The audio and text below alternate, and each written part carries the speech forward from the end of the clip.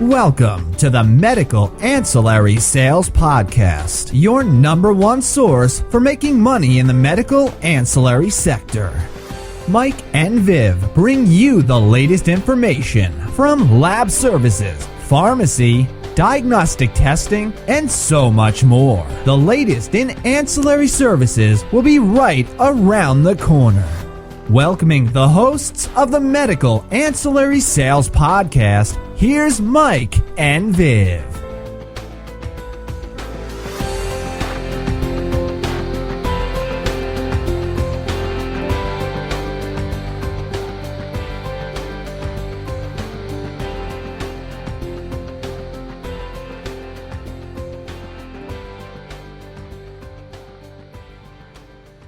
Hello and welcome to the Medical Ancillary Sales Podcast. I'm your host, Michael Berg, and joined as always by Viv Hudson. Hi, Viv. How are you?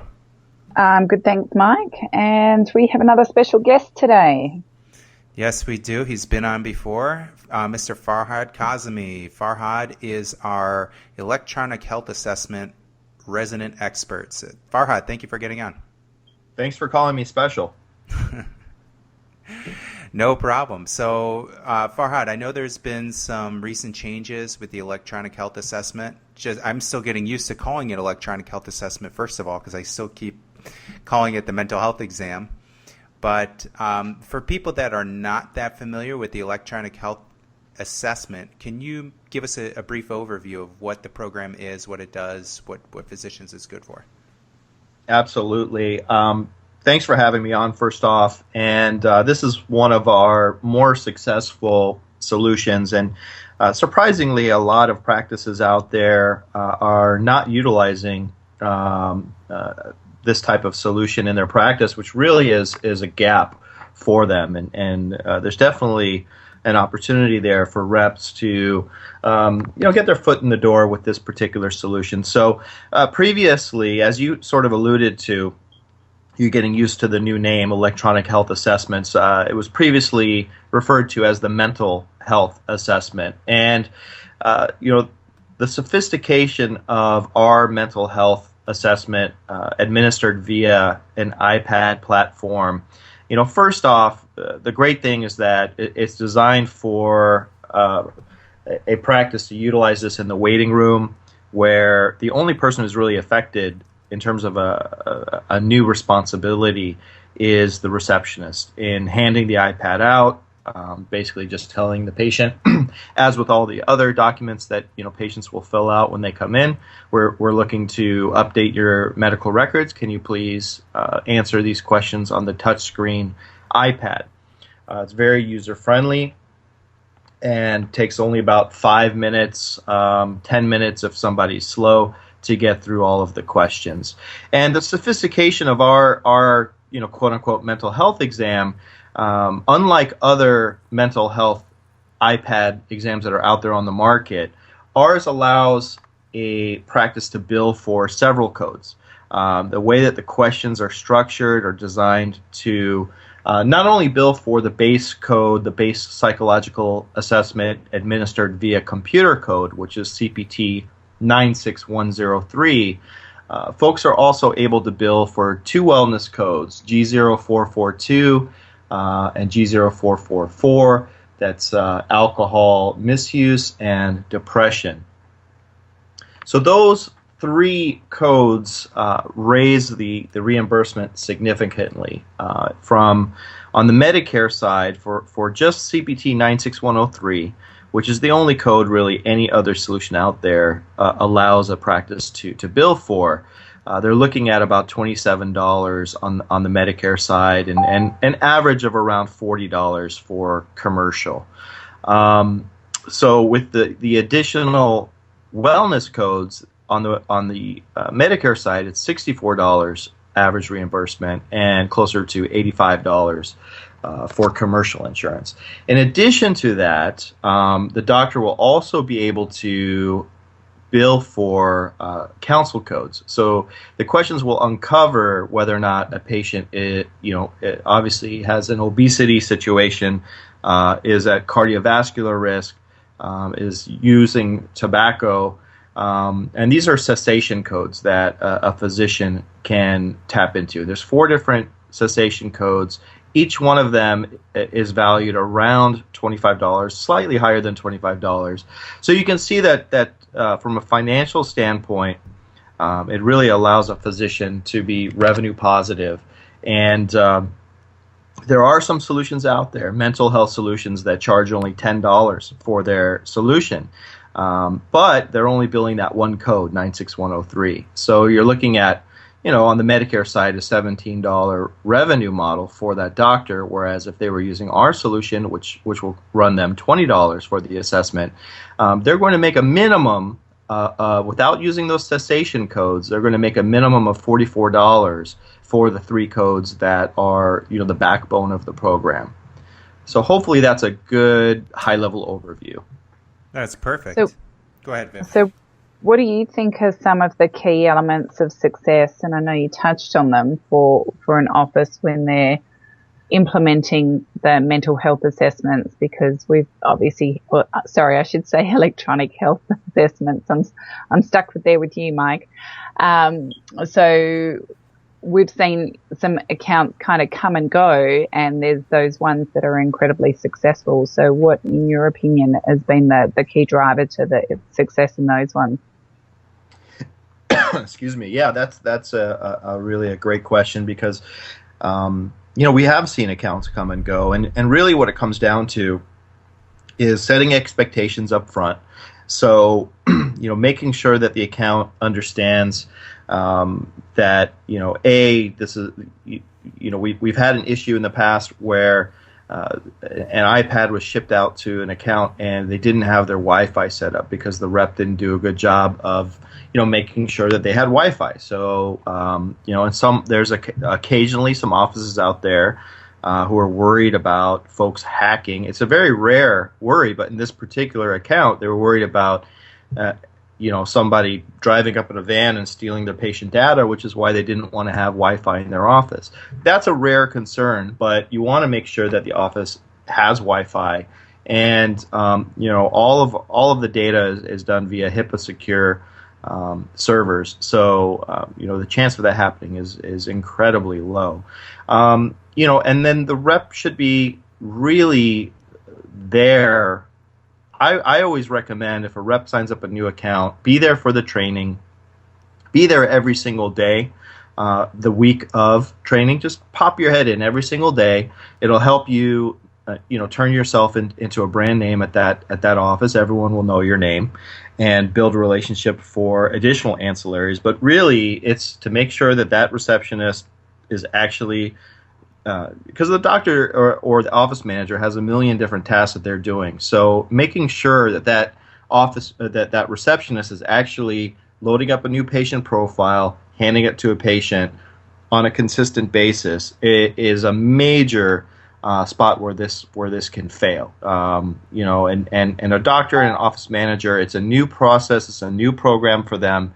So oftentimes they don't want to be the one who's having to drive the process. So as a rep, it makes more money for everybody if the rep is there helping to drive that process, helping to answer any questions or concerns.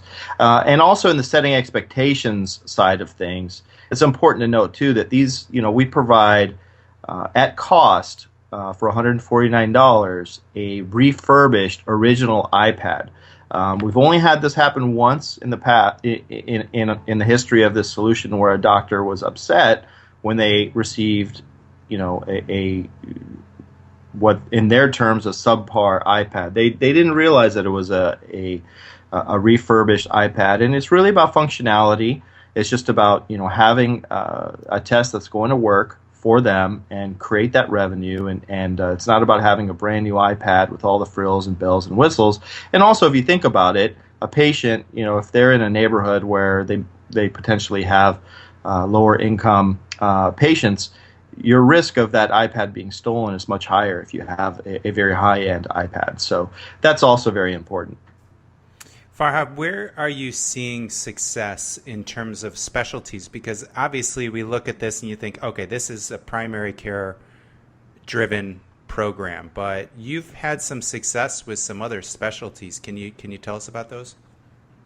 Yeah, and actually, I might lean on Vivian a little bit here because she actually has a very large pain practice, and typically what we see, with pain on the electronic health assessment / mental health assessment, we haven't seen a whole lot of success on that side of it because they are only able to bill for 96103. So the family practice, internal medicine docs, they can bill the cessation codes, the counsel codes, those G codes, along with that 96103.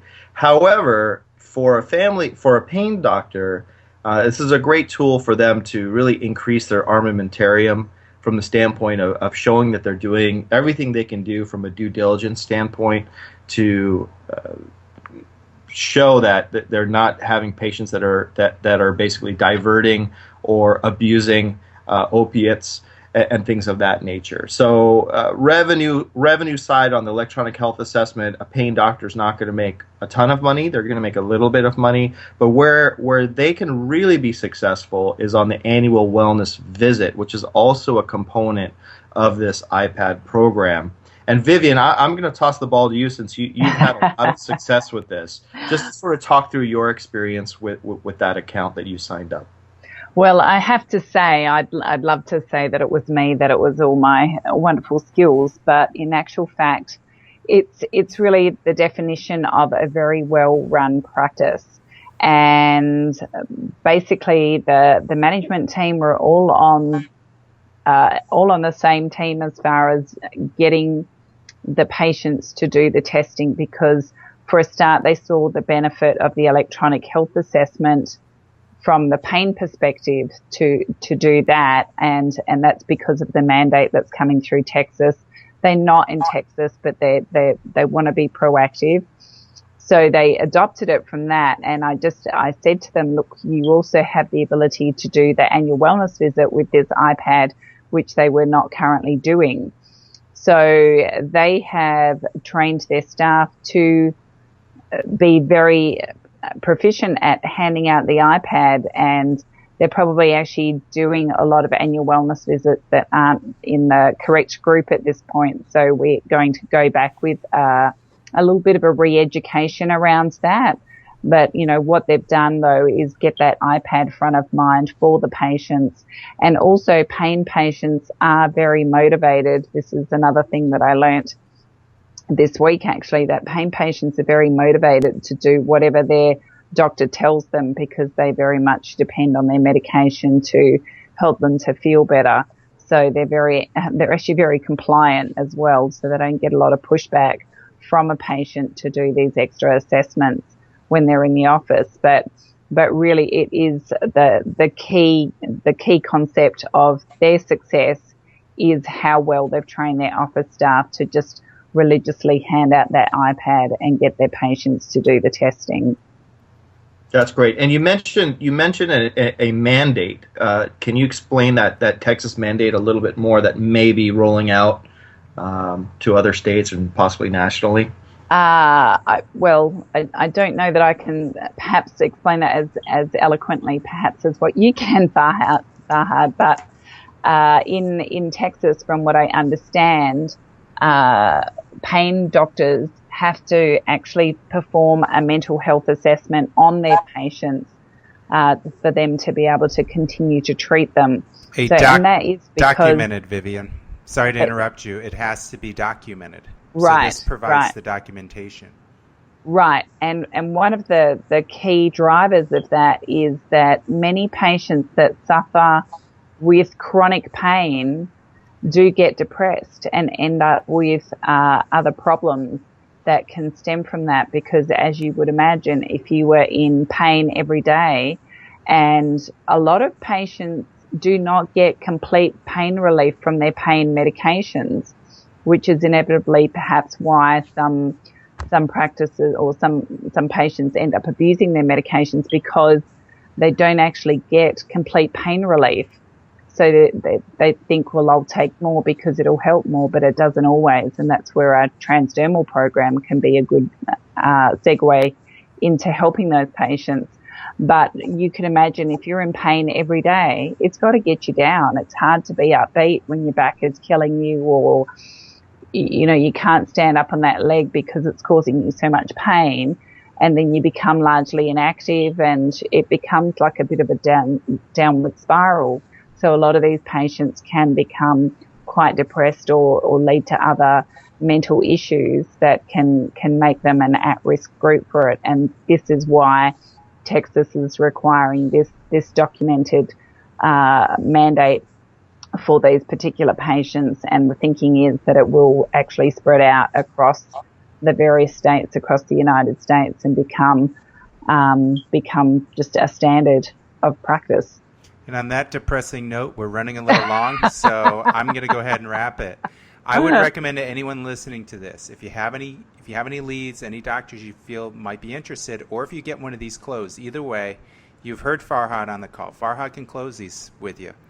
Call him if you need help closing one of these deals, and if you get one of these things closed, you better be calling Farhad to say, Farhad, how do I get this account off to a fast start, and how do I keep it? He'll talk you through it and show you how people are having long-term success with this, so you can make sure this isn't like a turtle hatchling that has about a 1 in a million chance of actually growing into a full adult leatherback turtle. You got to incubate this thing. You got to look after these things. Otherwise, it's a lot of these accounts don't have a good chance of long-term success unless you're there to manage them all the way through. And that's what Farhad can help you do. Farhad, you want to give out your number real quick in case people want to reach you? Sure. My number is 714-858-1933. Thanks again, Farhad, for getting on. My pleasure. Thanks for having me. Thank you.